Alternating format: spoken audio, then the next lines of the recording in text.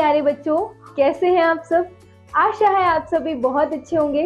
तो आइए शुरू करते हैं हमारा नेक्स्ट चैप्टर बच्चों, जो कि है पार्ट 9, धर्मशाला की यात्रा। ठीक है बच्चों, तो आइए शुरू करते हैं पाठ प्रवेश से। मानव स्वभाव से ही जिज्ञासु होता है।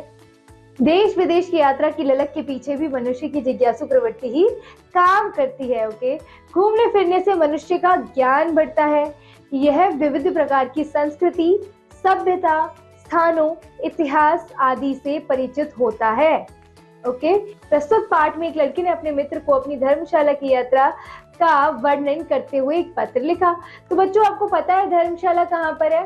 तो धर्मशाला है हिमाचल प्रदेश में। ठीक है, तो बच्चों यहाँ पर बताया जा रहा है कि जो मनुष्य जो होता है वो स्वभाव से ही जिज्ञासु होता है, उसे जानने की इच्छा बहुत होती है और देश विदेश की जितनी भी वो यात्रा करता है वो इसी जिज्ञासा के प्रवृत्ति में आकर करता है।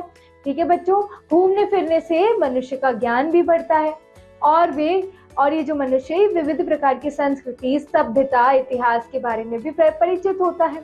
ठीक है बच्चों, तो यहाँ से पाठ शुरू होता है।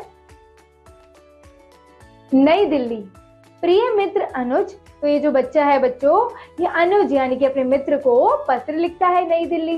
ठीक है, तुम्हारा पत्र मिला, तुम लोगों की कुशलता जानकर अत्यंत खुशी हुई। भगवान से प्रार्थना करता हूँ कि तुम सभी के जीवन में कुशलता बनी रहे। तो बच्चों, आपको यहाँ से समझ आएगा कि पत्र भी कैसे लिखते हैं। ठीक है, हम सब भी यहाँ कुशल मंगल हैं। पहले हमने उनका हाल पूछा, फिर हमें अपना हाल बताना है कि हम कैसे हैं।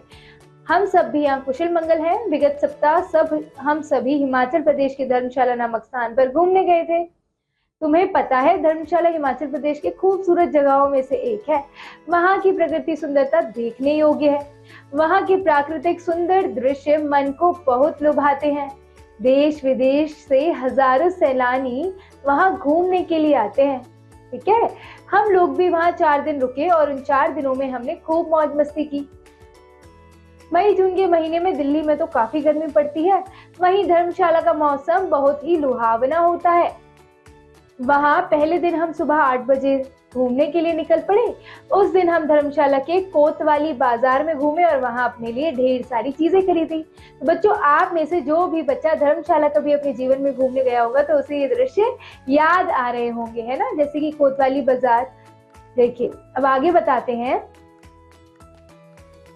फिर हम सब जीप गाड़ी में धर्मशाला से कुछ ऊंचाई पर बड़े बने स्थान पर गए, जिसे मैक्लियोडगंज कहते हैं।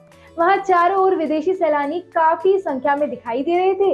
ऐसा लग रहा था कि हम किसी और देश में आ गए हैं, क्योंकि वहां पे टूरिस्ट बहुत ज्यादा थे। वहां का सबसे प्रसिद्ध स्थान दलाई लामा मंदिर है। उस मंदिर में भगवान बुद्ध की बहुत ही सुंदर एवं बहुत बड़ी मूर्ति है। अगले दिन हम भागसू नाग नामक स्थान पर गए। वहां एक बहुत बड़ा झरना था। उसके चारों तरफ ऊंचे ऊंचे पहाड़ थे। उसमें हजारों लोग नहा रहे थे। हमने भी उस झरने में नहाने का मजा लिया। उसके अगले दिन भी हमने खूब मजे किए। उस दिन हम सभी धर्मशाला से काफी ऊंचाई पर स्थित एक झील देखने गए। उसका नाम डल झील था। ठीक है, इस झील का नाम डल झील तो है, ठीक है, लेकिन यह कश्मीर की डल झील नहीं है। यह झील उससे बहुत ही छोटी है।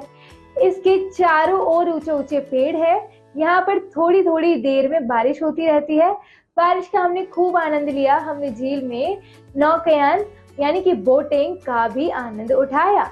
अंतिम दिन हमने वहां के स्थानीय लोगों से मिलकर वहां मनोरम जगहों के बारे में जानकारी प्राप्त कर प्राकृतिक सौंदर्य का आनंद उठाया। वास्तव में धर्मशाला की यात्रा बहुत ही आनंददायक रही। यदि तुम्हें अवसर मिले तो धर्मशाला अवश्य घूमने के लिए जाना। इस पत्र का उत्तर जरूर देना। तुम्हारा प्रिय मित्र आशीष। ठीक है बच्चों, तो यहाँ ये जो मित्र है आशीष, या अनुज अपने मित्र को पत्र लिखता है और हिमाचल प्रदेश की सौंदर्यता के बारे में बताता है कि हिमाचल प्रदेश में कौन कौन सी ऐसी जगह है और वहाँ की विशेषता क्या है। तो बच्चों, जब भी आप कभी हिमाचल प्रदेश घूमने जाएं तो आप सभी भी वहां पर ये सारी जगहें देखेंगे और उतनी ही खूबसूरती को महसूस करेंगे बच्चों।